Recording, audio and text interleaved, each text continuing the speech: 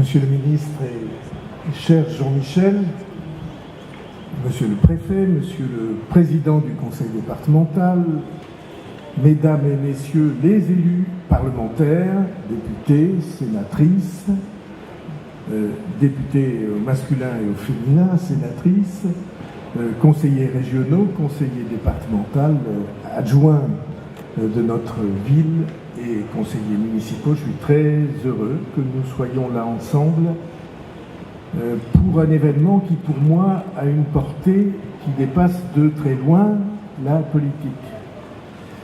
C'est un événement qui a pour invité celui dont je considère qu'il est aujourd'hui l'homme dont les choix et les orientations ont rendu au pays, à la nation, le plus grand des services qu'elle pouvait attendre.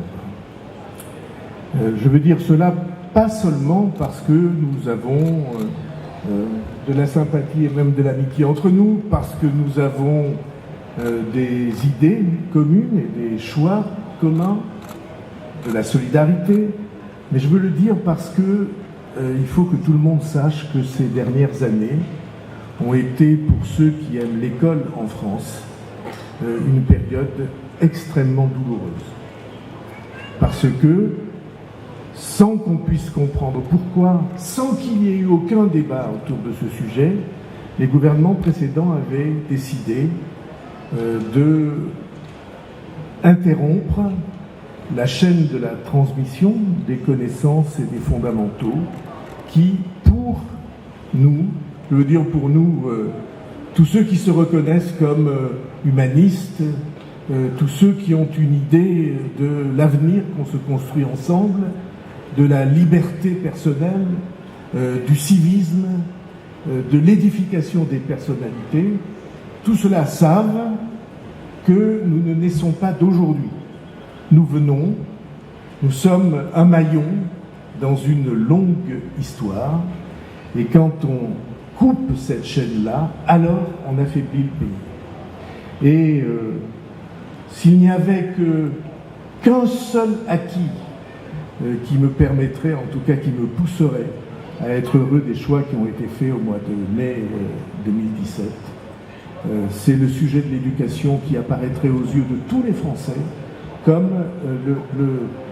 la réussite la plus importante pour le pays, pour la nation, pour tous les aspects de sa vie, pas seulement culturel, mais économique et social.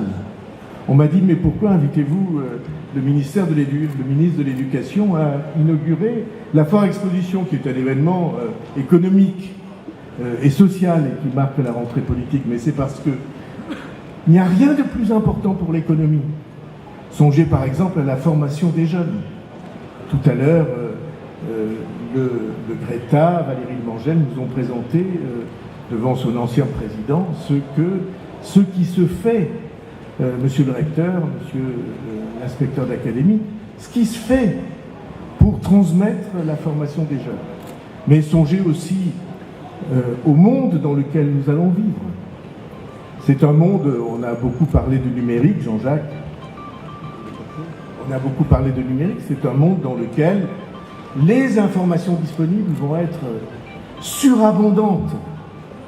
Mais la question c'est comment un esprit de jeunes garçons, de jeunes filles, de jeunes gens, d'adultes, comment cet esprit va se repérer dans l'abondance d'informations qui existent. Et il n'y a qu'une réponse, c'est la culture générale.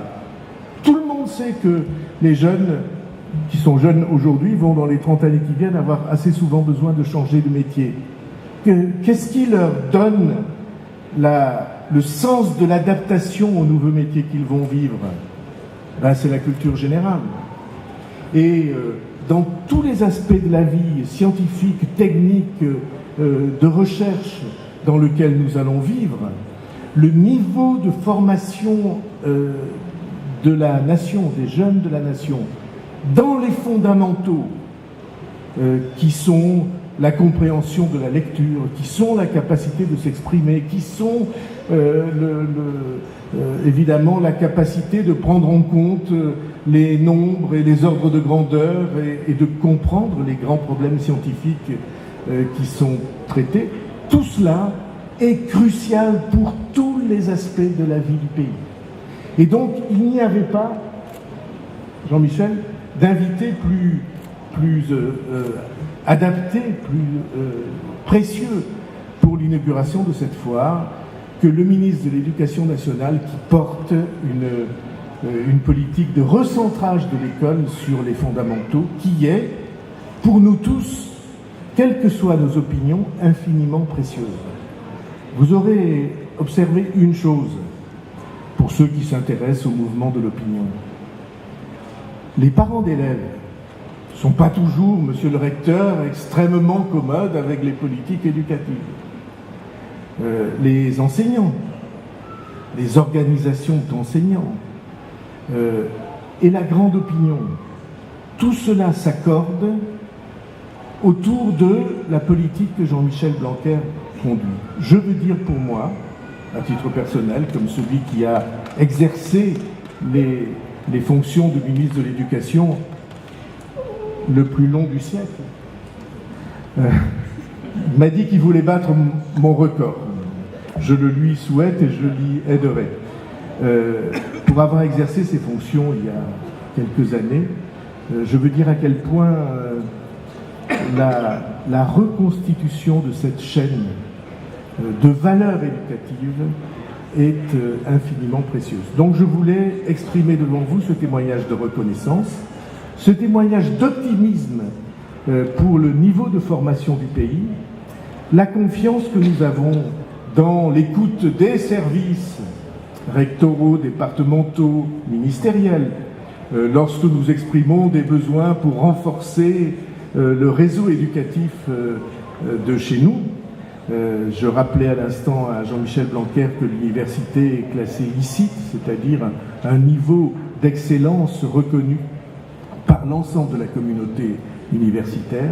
Nous avons de très bons résultats et de très grands espoirs. Par exemple, la création de la première année de médecine a été un très grand succès à l'université de Pau et c'est évidemment un élément d'une politique sociale très active. Voilà pourquoi je voulais dire à Jean-Michel Blanquer, non seulement les sentiments de bienvenue que sa présence nous inspire, mais la gratitude qui est celle de beaucoup d'entre nous. Merci à lui d'avoir accepté d'inaugurer la foire.